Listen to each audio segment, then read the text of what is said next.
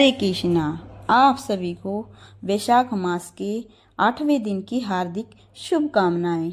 आइए आज हम 8वें अध्याय में कर्म संन्यास योग को सुनेंगे। इसके उपरांत श्री कृष्ण महाराज बोले, हे अर्जुन, सृष्टि के आदि में यह अविनाशी कर्म योग मैंने विवस्वान को बताया था।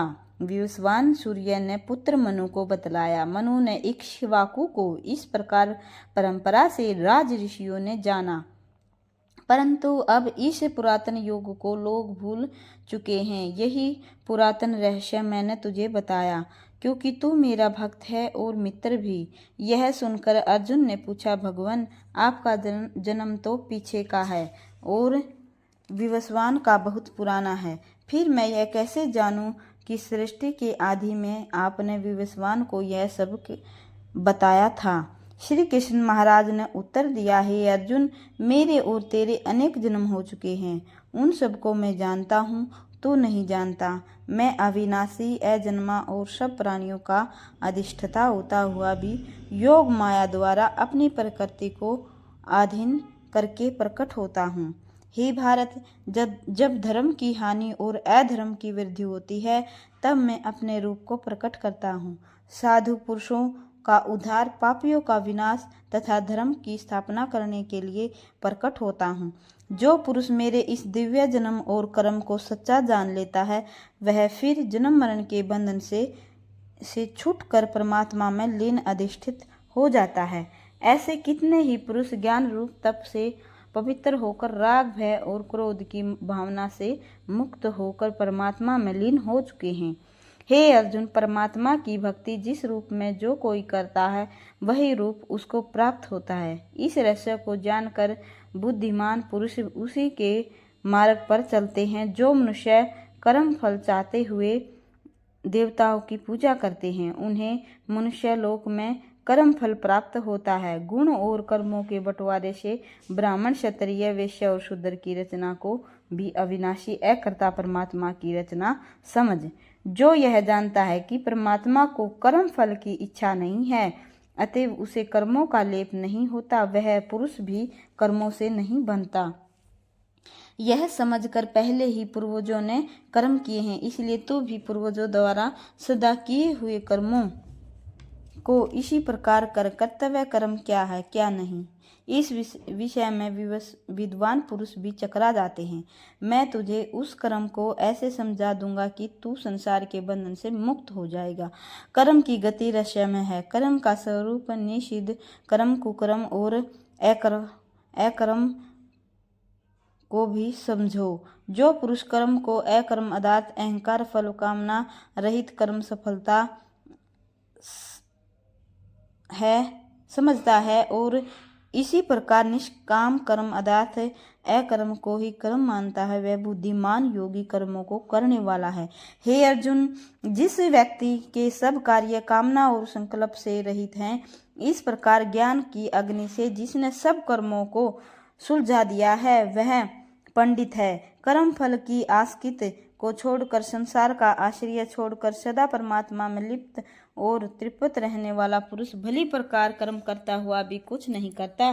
फल की आशा छोड़े हुए अंतकरण और शरीर को वश में रखने वाला, सब भोग सामग्री से निष्प्रह पुरुष शरीर से कर्म करता हुआ भी पापी नहीं बन पाता। जो कुछ मिल जाए उससे संतुष्ट, सुख दुख हर्ष शोक से परे, ईर्ष्या से रहित, सिद्ध असिद्ध के में समान भाव रखने वाला पुरुष कर्म करके भी उसमें बनता नहीं। आसक्त से रहित पुरुष कर्म मुक्त हो जाता है, उसका चित्त ज्ञान में रहता है। ऐसा पुरुष यज्ञ के लिए करता है, अतः अब उसके कर्म सुख दुखादि फल उत्पन्न नहीं करते।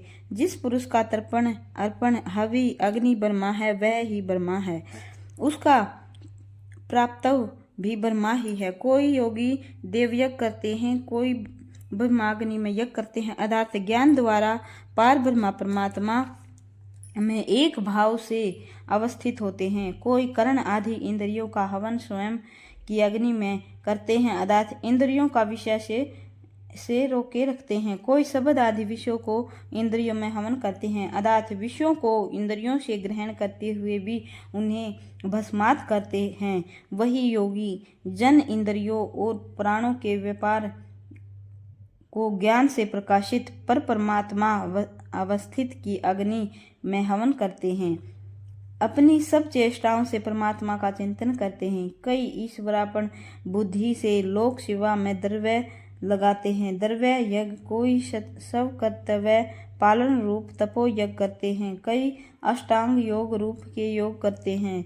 दूसरे तीक्ष्ण व्रत स्वाध्याय ज्ञान यज्ञ के करने वाले हैं। कोई अपान में प्राण वायु को और प्राण में अपान वायु को इस प्रकार दोनों की गतियों को रोक कर प्राणायाम करते हैं। कुछ आहार को नियत कर के प्राणों में प्राणों का हवन करते हैं। यह सब यज्ञ को मनन वाले यज्ञ से पाप का नाश करते हैं। हे अर्जुन, यज्ञ की परिणाम अमृत को भोगने वाले ये नित्य ब्रह्मा को प्राप्त करते हैं। यज्ञ रहित पुरुष को तो इस लोक में भी सुख नहीं मिलता, परलोक की तो कौन कहे। देववाणी में ऐसे कितने ही यज्ञों का विस्तार बताया गया है, वे सब कर्मज हैं। ऐसा जानकर तू मुक्त हो जाएगा।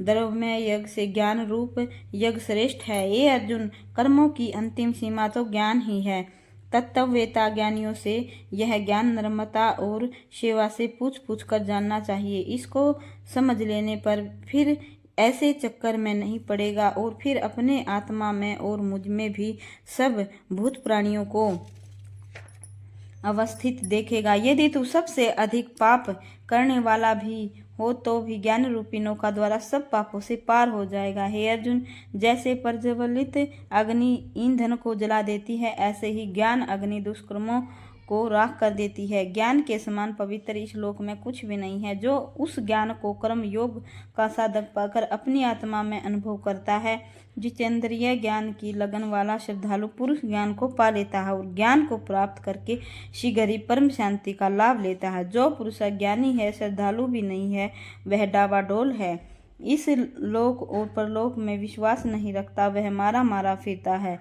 संशय आत्मा को चैन नहीं मिलता। हे धनंजय, समत्व बुद्धि रूप योग से जिसने सब कर्मों को त्याग किया है, सब दुविधाएं काट दी हैं, जो पर परमात्मा पारायण है, उसे कर्म नहीं बांधते। इसलिए हे भरत वंशी अर्जुन, अज्ञान से उत्पन्न अपने हृदय में स्थित इस संशय को ज्ञान तलवार से काटकर युद्ध करने को तैयार हो जा।